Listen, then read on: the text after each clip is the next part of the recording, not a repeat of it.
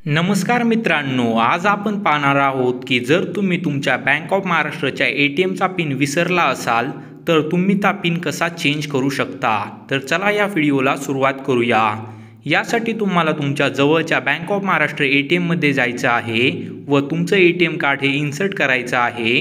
आता तुम्हाला वरती डाव्या बाजूला दिसेल रिपिन ग्रीन पिन रिक्वेस्ट, तुम्हाला यावरती क्लिक करायचे आहे।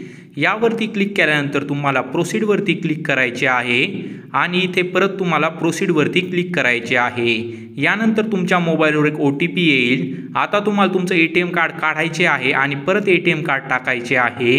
यानंतर तुम्हाला वरती डाव्या बाजूला दिसेल ॲक्टिवेट न्यू पिन, तुम्हाला यावरती क्लिक करायचे आहे।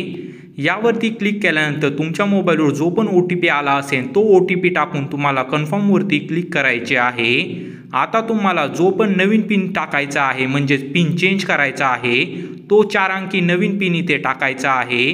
तो एकदा टाकायचा आहे आणि परत कन्फर्म करण्यासाठी परत एकदा टाकायचा आहे। त्यानंतर तुमच्यासमोर असा इंटरफेस येईल। आता तुम्हाला यस वरती क्लिक करायचे आहे।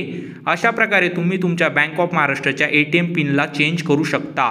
जर तुम्हाला या व्हिडिओतून मदत झाली असेल तर प्लीज मित्रा चॅनलला सबस्क्राईब करा।